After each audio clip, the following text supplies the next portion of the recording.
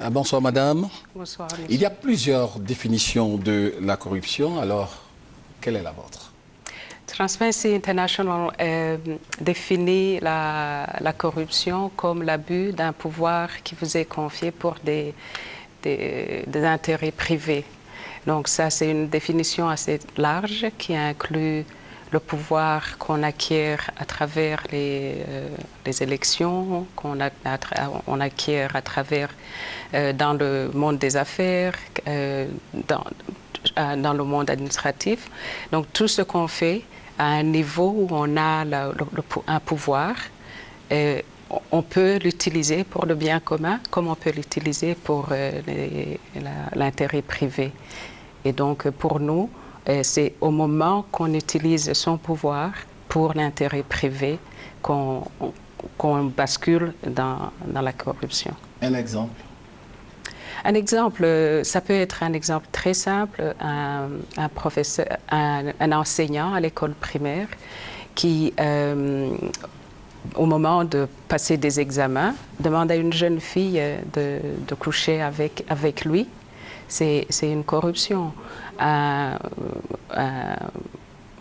médecin qui travaille dans un hôpital public, mais qui a peut-être un parent qui a une clinique privée et quand on va le consulter, qui s'arrange toujours pour envoyer la personne chez son parent dans une clinique privée parce que ça coûte plus cher. C'est de la corruption.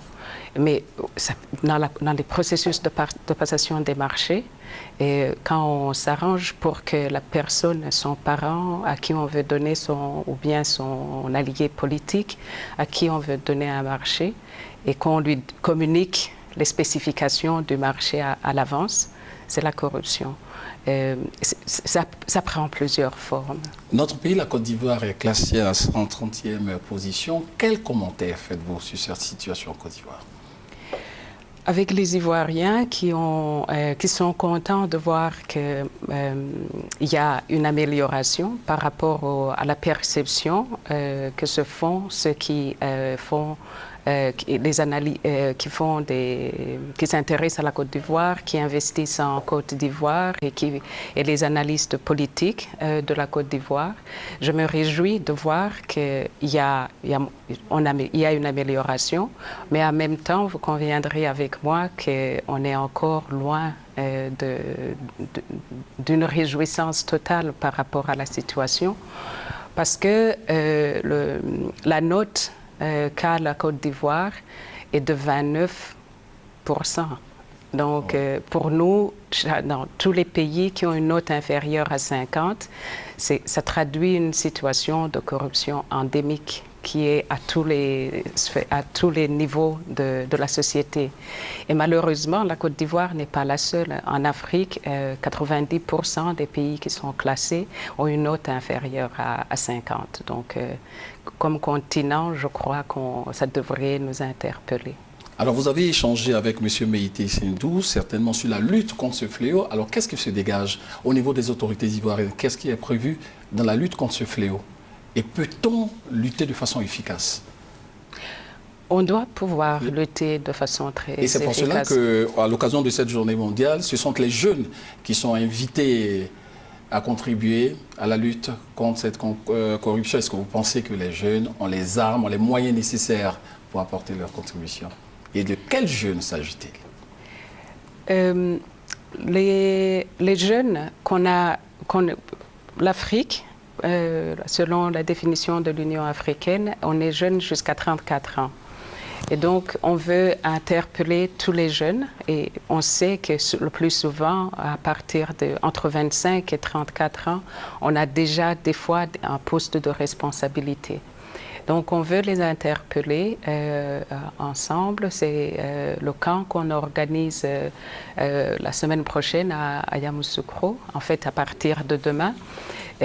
Regroupe des jeunes qui viennent de la Côte d'Ivoire, bien sûr, du Burkina Faso, du Bénin, du Togo, du Niger et du Sénégal. Et c'est pour qu'ils réfléchissent ensemble sur leur rôle, sur leurs devoirs en tant que citoyens et sur leurs responsabilités.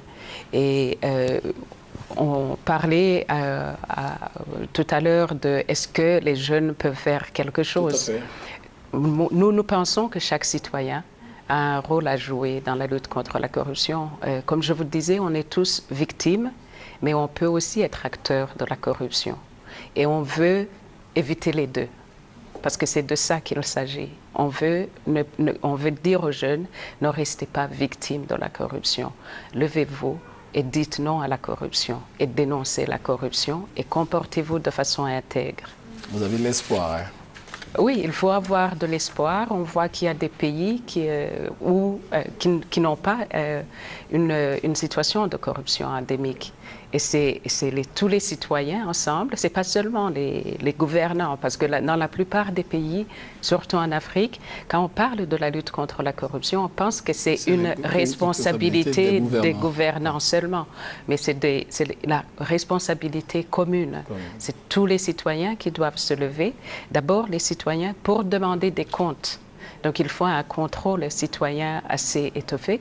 Mais les gouvernants ont la responsabilité de donner un espace aux citoyens pour qu'ils puissent demander des comptes. Merci d'avoir accepté notre invitation, madame.